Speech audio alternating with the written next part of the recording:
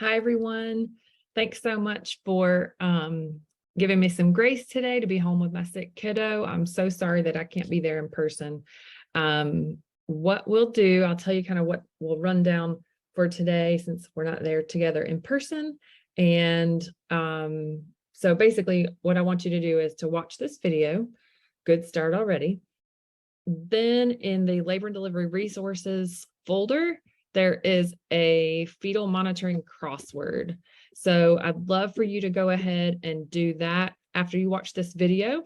And it's a great review of the different terms with fetal monitoring.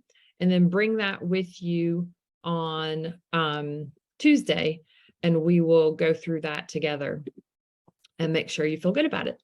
There's a couple other great resources in here, an example of a birth plan, this fetal position handout, which can help from the last lecture, and then fetal heart rate, A cells and D cells mnemonic that may help you remember what causes those. And we'll talk about that in just a minute. So watch the video, look through and work on that crossword puzzle, bring that with you on Tuesday.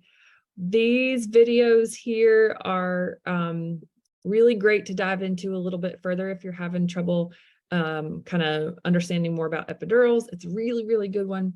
There's that childbirth in 2 minutes video, kind of like the period in 2 minutes and the pregnancy in 2 minutes that we watched. And then there's an electronic fetal monitoring tracing game. All of this is optional. These three are optional, but do know that this is here for some really great practice if you are wanting to work on your fetal monitoring skills and kind of test yourself. So those are kind of the rundown of today's content. What I'll also do is add in here a Google Doc that you can type in any questions as you may go through that today or through the weekend or whatever, and I'll be sure to answer those as quickly as I can. Again, thanks so much for your grace to let me just be home with my kiddo today. Who knew while my husband was out of town that the little one would start puking? Anyway, health and safety to all today and this weekend, and hopefully we can get rid of all these germs going around. Yeah, even the big one. All right, so let's jump in. Let me share my screen with you, and we'll jump into the rest of our slides for part 2 of the process of labor and birth. So we talked about a lot, or you watched me talk about a lot of different terms and details as far as labor and delivery goes with that first one after your exam. Part 2 is the extension of that. One of the benefits that I have found to students to recording the first part of labor and delivery information is that you can go back and watch it again. So there's a lot of different, components of labor and birth, and feel free to go back and watch that or little snippets of it that you may need some reminders of.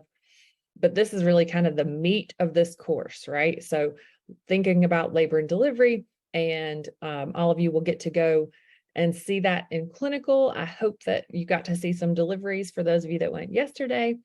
And again, we'll talk more all about that next Tuesday. So quick reminder of the different stages and phases of labor and delivery. Make sure you feel really good about that going in. It will really help you understand the normal progression of labor once you go see it in clinical. So we're going to focus our time for just today on fetal monitoring, or the interpretation of fetal heart rate, FHR, patterns.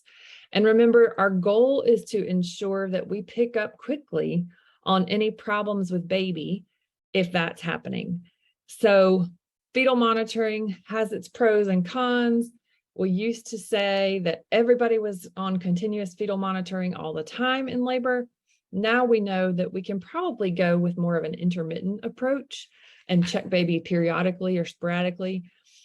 If mom is low risk, normal history as far as labor and delivery goes, not any problems with baby.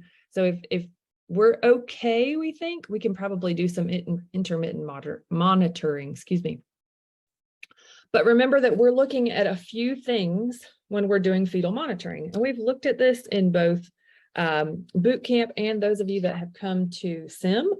So this is not a foreign concept, but remember we're looking at both contractions and baby, right? So we're looking at the baby's heart rate, and we're looking for things like variability and baseline heart rate and any D cells or any A cells, and we'll get into those. We're also looking at mom's contractions, and we're looking for frequency and duration and intensity. Remember, we also talked in boot camp about how intensity is best monitored or felt with those labor and delivery nurses' hands or a provider's hands when you palpate mom's abdomen during a contraction. We also, I just want you to know that there are some categories of basically health of baby. And so there are 3 different categories, 1, 2, and 3. And this means category 1, basically that everything looks okay. That category 1 tracings look like a normal baby, baseline heart rate somewhere in that 110 to 160 range. We've got some moderate variability, and there are no decelerations. Okay, we may have some early D cells, we may have some A cells, but baby looks great on a monitor is category 1. And then I'll jump down. Category 3 is an abnormal, meaning that we've got to do something quickly. We've determined that there's some sort of problem with baby, and we need to act quickly to intervene. So a category 3 would be absent variability for baby, or recurrent late D cells, or maybe just an overall bradycardia that we've picked up. Something's not right, and so we need to do something. Category 2, right smack in the middle, means it doesn't meet criteria for 1 or 3. And so basically, or somewhere in the middle, we're not real sure. Most of the time what we use is category 1 or category 3, and we're moving real fast, usually to the OR to do something. So that's just a quick rundown. So if you hear in clinical, baby's a cat 3 on the monitor, we're going to the OR, now you know why, okay?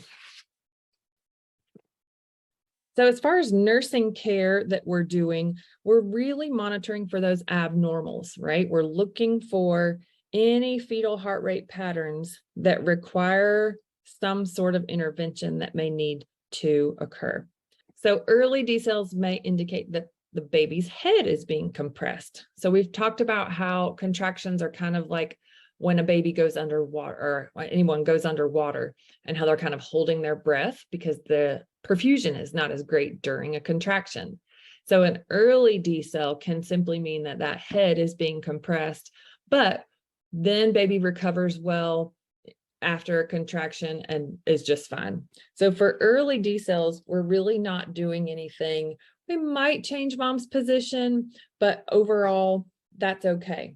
What we're looking for is if those early D cells become either variable or late, okay?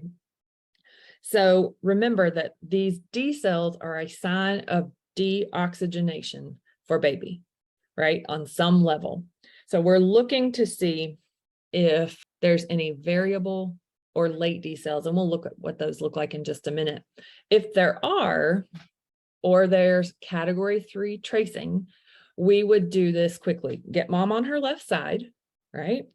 We might apply oxygen. We'll talk about why that might be controversial now. We would certainly feel the uterus to see if it is super hard or a tachysystole. We would turn off any Pitocin if it was going. We would increase fluids with a bolus if there's any hypotension as well, right? We talked about that in the last video. Those are our biggies to intervene really quickly. So here's some examples of a fetal heart rate tracing. Again, we've seen this in boot camp. On the top is baby's heart rate, and on the bottom is the contractions or uterine activity. So baseline heart rate, again, between 110 and 160 is normal. Variability, we want to note any change in baseline variability. So we looked at those 4 different variabilities, and we'll look at them again in here to see which one is normal. What we like is moderate variability. So here's a quick overview of the different types of patterns that we would look for. And we'll look at each one of these a little bit more. You can see here in that top left one is a healthy acceleration or an accel. So with baby's heart rate goes up just a little bit and then comes right back down to baseline, okay? And it's fine to have those accelerations, accels. So an accel is defined as an increase in the fetal heart rate of 15 beats per minute that lasts 15 seconds or less than 2 minutes, okay? That's an acceleration, and those are fine. Those are healthy. We like those. Late decelerations would be a deceleration in baby's heart rate after a contraction. And we'll look at what may cause that and why this is a problem. If you hear someone saying clinical, baby's having lates, this is a problem, and you'll see some quick movement very, very fast, okay? Variable decels are these kind of V-shaped, which is nice for variable, right? V-shaped decels, or it may be more of a W, like this second one, but this is most often caused by cord compression. So you see that it is in conjunction, not after, but in conjunction with a contraction. And that is classic sign of cord compression during a contraction. And then severe lates, you can see this baby doesn't look good. They're having a hard time recovering after a contraction, and then another one comes and they stay down. And we're seeing this heart rate stay below baseline. This baby needs an intervention very, very quickly. But our late decels are caused by placental insufficiency. And so this is something we can't correct with position changes and things like that. So we're going to be going and getting this baby out very, very quickly, usually via a C-section. Here's a reminder of those different types of variability. So this top left one we would call absent. There's not much movement up and down at all. Bottom left would be minimal. So there's a little bit of squiggles, but not as much as this top right one, which would be moderate. Okay, this is our goal. This is a sign of a healthy baby, a healthy neurologically intact fetus. And then the bottom right one right here would be called marked, or a little bit more dramatic. Okay, so when you're looking at variability, some squiggles are good, and that's what we want to see. So here's another illustration that may help you remember things, those early variables and lates. And you can look at the picture here to see what the problem might be. And then there's a little bit more detail down here at the bottom. So early decels, remember, maybe more of like head compression, just a little bit of deoxygenation of baby before a contraction. So it's okay. We're not doing necessarily anything about that. Our variables here, there, and everywhere in relation to contractions, more of that V or W, more of a sharp decline, and then recovery is often because of cord compression. And then our late decels, our placenta is simply not perfusing as well, and baby is in trouble. So after a contraction comes down that fetal heart rate, and then with another one, it may come lower. We're in trouble with those lates. Here's an example of an acceleration, again, a little bit above baseline, just shows a healthy baby. We're fine with that. We're not doing any interventions with accelerations. Our early decels here, you can see them circled. They're before a contraction ends. Okay, so that's how we know that they're early. We're not far off of baseline. Here at the end, we're going to watch this kiddo, but early decelerations, little bit of decel, but before the contraction ends. That's how we know it's an early. Here are some of those variables. See how much different they are? They really are like a U or a V or a W, because it's a sharp decline with this cord compression. You can see here that there are 3 decels and only 2 contractions. So remember, variable decels are decels that vary in terms of their onset, frequency, and duration. And they're usually this abrupt decrease in fetal heart rate that lasts 15 seconds and goes down 15 beats or more. And then it's an abrupt recovery right back to baseline. Okay. So again, the most common decel pattern seen in labor is variables, this one, and they're thought to be that cord compression, which just triggers a vagal response in the baby that slows the fetal heart rate. And then our late decels are our problematic ones. Again, this one we're doing interventions for mom. We're watching to see if his baby recovering, and we are potentially going to go and get baby out pretty quickly. Okay, we never want a late decel. All right. So these patterns mirror a contraction, okay, but they are after a contraction. So with late decels, the decel has a late onset, begins usually around the peak or the end of a contraction. These are a little bit more dramatic that you see here. But this type of deceleration does not resolve once the contraction has ended. And it is an indicator of, again, placental insufficiency. Late decels require prompt attention. Okay, so we've got to do something quickly. Baby is in trouble and not getting enough blood to oxygenate and keep baby well. Here's an example of a more dramatic late decel, and this baby's in trouble, right? We can see these are prolonged. So we had a nice baseline in the 140s, whoop, and then it almost doesn't matter what the contraction is. This baby's in trouble. They come down quite a few, right? Down to 90, maybe a little bit below. So we've lost quite a bit of heart rate. And then baby tries to recover, and then whoop, bottoms out again. So now we're in the 60s and we're in big trouble. We're rolling this mama to the OR pretty quickly. So that's your kind of down and dirty of fetal monitoring. Again, know what type of difference in baby's heart rate, meaning acell or decell, would be caused by what, okay? And then what we would need to do for it. So moving on to our second stage of labor, remember this is complete dilation and effacement to the birth of the baby. And this stage often involves the fetus moving through the birth canal, out of the body. They're using those cardinal movements of birth during the early phase of that descent. Typically here, contractions are occurring every 2 to 3 minutes, lasting about a minute to maybe a minute and a half. And these are strong contractions, right? This is truly the work of labor. Mom may feel an urge to push in this, or what we say pelvic pressure, or like she needs to have a bowel movement. All those kind of things may occur. And that's a good thing to feel that urge, because it means baby truly has descended and is getting ready to be born. Mom is really focused here, usually on the work of pushing. Remember, those maternal pushing efforts are combined with the contractions here.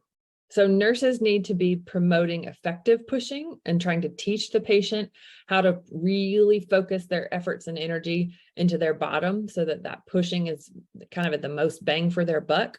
There's a couple different kinds of pushing. One is closed glottis and one is open glottis. So closed glottis pushing is when you hold your breath as you bear down and push, okay? This is more commonly coached in the hospital, right? Take a deep breath, here the contraction comes, bending over, holding your breath and pushing for 10 seconds usually. Open glottis pushing is where you're exhaling as you bear down and push. And it's thought that this actually can be more helpful because you're releasing and mom can tire out less easily. So usually she's holding for 5 to 6 seconds. We coach more on the open glottis now, but it depends on the provider, the facility, and really what the patient has done before, what the patient wants to do. Typically, we're encouraging open glottis breathing. We talked a lot about positioning, right? And letting the patient kind of dictate what feels best for her, what is easiest for her, how she feels as far as how worn out she is. Can she stand? Can she squat? Does she feel more comfortable on hands and knees? But providers have gotten much, much better at allowing people to kind of take their own positions of comfort. And then nurses, labor and delivery nurses, again, are those kind of experts at what may open the pelvis a little bit more, which positions can be most helpful. And overall, we're encouraging as much as we can for mom to be kind of let her body tell her what needs to happen. So we're supporting her. Hopefully she's got some support person with her as well, and really empowering through this hardest time of labor. We're doing a little bit of teaching during this second stage, but not a whole lot. As you can imagine, pain is at its peak, and she's really focused on this pushing. So we're not doing a ton of teaching, maybe just a little bit of anticipatory guidance. When mom has done a great job of her pushing and her maternal pushing efforts have done the job, then we start to see crowning. And this is a bulging of the perineum. There's increased bloody show at this point, and the fetal head becomes apparent at the vaginal opening. It could kind of disappear between contractions. And when it stops doing that, it's said to have crowned, right? So the baby is crowning. But this stage may last up to 3 hours in the first time mom is delivering vaginally, and usually up to 2 hours in subsequent ones. This is a good picture of exactly what's happening. You can see why childbirth is so painful, right? There is a burning sensation. We usually refer to it as the ring of fire when baby is crowning, because this is the perineum stretching to its maximum stretching ability.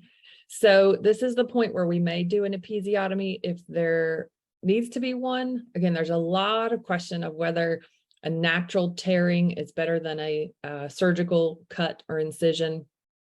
Either way, it's very common for women in labor to have some tearing or need some kind of perineal repair, especially with our bigger babies, which makes sense, right? Here's those cardinal movements of birth. These are just mechanisms of labor. So this is how baby comes through the birth canal and the position changes they have. Don't get stuck in the weeds here. Just know that there are these mechanisms of labor that are helpful for getting baby under that pubic symphysis, rotating, and then coming on out for delivery. And then here is what happens next. So baby is descending, is coming on out, and birth is occurring. So we used to do immediate cord clamping, but now there's some information that tells us that delayed cord clamping of 1 to 2 minutes may be very helpful for baby. It can prevent iron deficiency anemia, like getting a little bit more of that blood supply to baby, can increase blood pressure, improve oxygen, and our red blood cells as well. So there are multiple physiologic benefits. And this is something that's pretty routine now, is that we are delaying cord clamping. Usually about a minute is pretty normal. This is very helpful. And again, this is pretty normal. This is what you'll see in labor and delivery. But now we know that it's for a reason. It's to help baby get that last little flow of blood before we clamp that cord and sever that tie. So our third stage of labor is from the birth of the baby to complete delivery of the placenta. And that is usually about within 30 minutes or so. Can be much quicker, can be just a couple minutes. But what happens is that there's a little bit of a kind of rebound effect of the uterus. So it kind of goes up a little bit, then the cord lengthens, and then there's usually the beginning of some blood, and then out comes the placenta. And so at this point, we're doing things like massaging the uterus. We've also talked about how we are inspecting this placenta to look and make sure that it is intact. There's 2 sides to the placenta. One's been more on the fetal side, attached to baby with the cord right there. The other one has been on the maternal side, or attached to the uterus. So after the placenta separates from the wall of the uterus, continuous contractions cause that placenta to be expelled. Okay, so contractions are still occurring. Mom is usually not that focused on those contractions. 1, it's not as painful because baby's already out.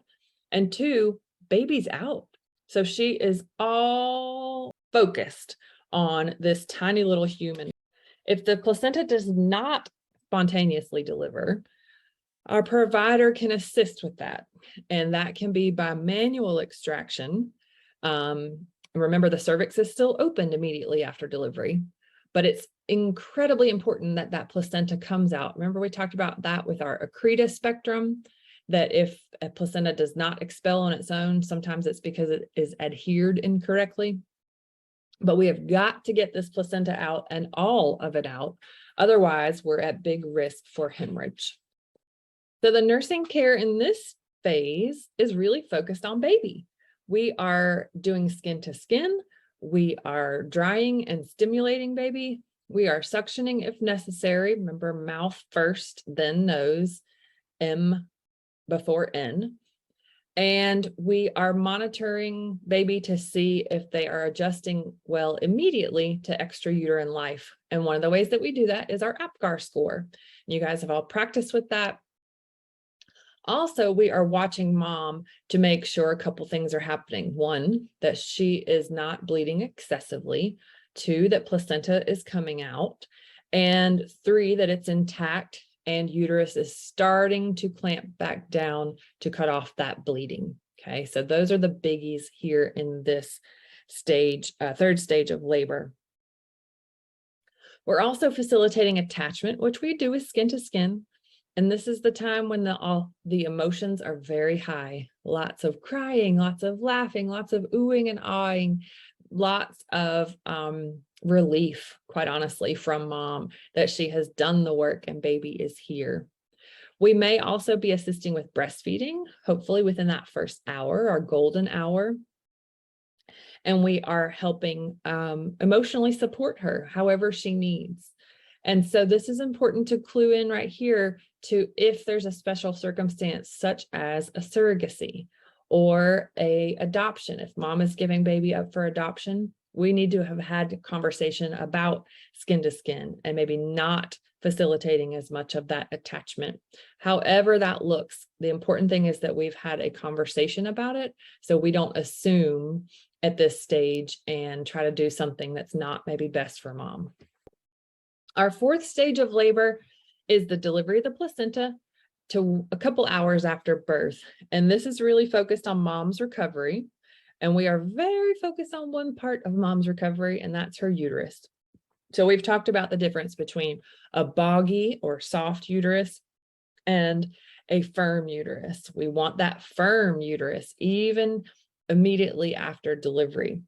It is very normal for us to do those massages, such a nice word, not quite the nice feeling for our patient, for the uterus. So we are not only assessing with our uterine massage or fundal massage, but we are also doing an intervention with that. So by massaging, we are also increasing the contractility of those muscle fibers in the uterus as well. So remember, it's assessment, but it's also intervention for a fundal massage. Also remember, with a boggy uterus, that is leaving mom open to lots of bleeding, and that is an emergency.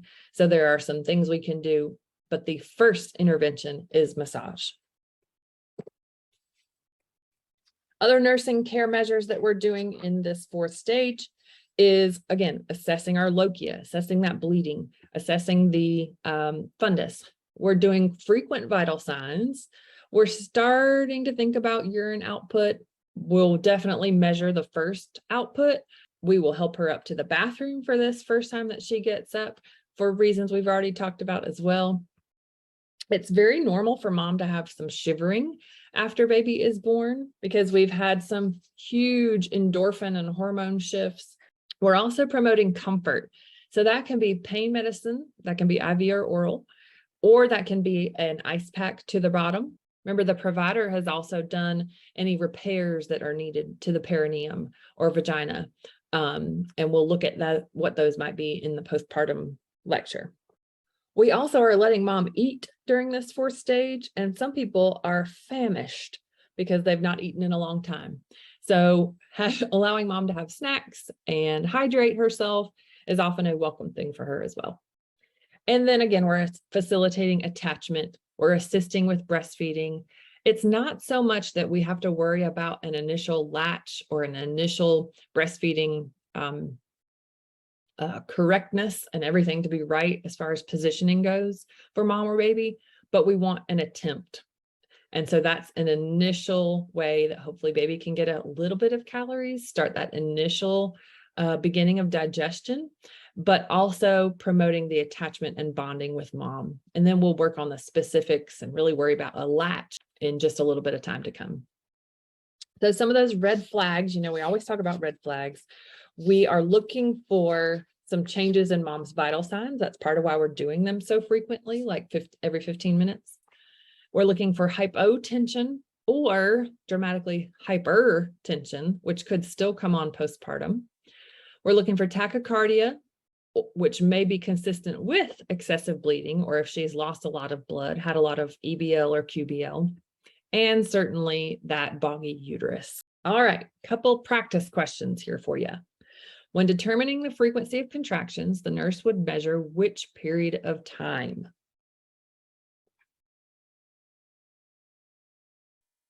So frequency would be start of one to the start of the next, right? So A would be the correct answer here. Number two, which fetal lie is most conducive to a spontaneous vaginal delivery? What do you think? I'll pretend I can hear you answer. Longitudinal, so up, down, when mom's spine matches baby's spine, right? Longitudinal, head down or butt down. So longitudinal lie doesn't automatically tell us, remember, if it is a vertex presentation, but that fetal lie is the best for vaginal birth. And number three, a laboring woman is admitted to L&D at 4 centimeters. Which phase of labor would she be in? She would be in the latent phase, right? 0 to 6 in that latent phase. So 4 centimeters would be right in there, which would be the first stage of labor. And then 3 more. As a nurse is explaining the difference between true versus false labor to her childbirth class, she states the major difference between them is what? There are lots of differences, but the one that really determines if it is true or false labor is B, progressive cervical change, right? So we know that that would be an indicator that true labor is coming on. Contractions are doing the work of opening that cervix, dilating and effacing it. Which assessment would indicate that a woman is in true labor? Okay, what would you say? We just said which is the number one indicator. So you're with me on C. Cervix is 4 centimeters dilated and 90% effaced. And then the last one, which interventions are underutilized in promoting a normal birth? Lovely, select all that apply. What do you think?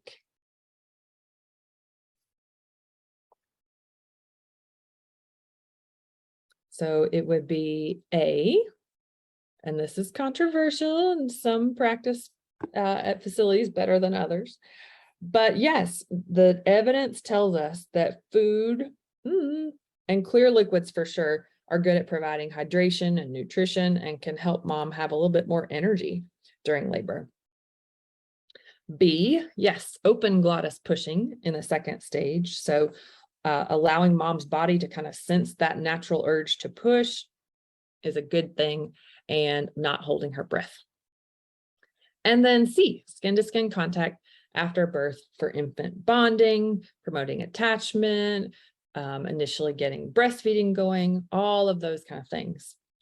And then I hope you see that the rest of these D, E, and F are more intervention based. Certainly we will do those if we need to, but overall they are not underutilized. In fact, if anything, they may be overutilized. Okay, so that was part 2 of labor and delivery information. Please let me know what questions that you have. In fact, put those on the Google Doc just in case multiple people have questions about it. Everybody can see the questions and I'll get in there and answer them. Do your fetal monitoring crossword puzzle, bring that on Tuesday. And of course, if you've got any questions or concerns, feel free to email me and I will see you soon. Okay, missed you guys today. Hope that you have a good rest of your week and clinicals this weekend, and I'll see you soon.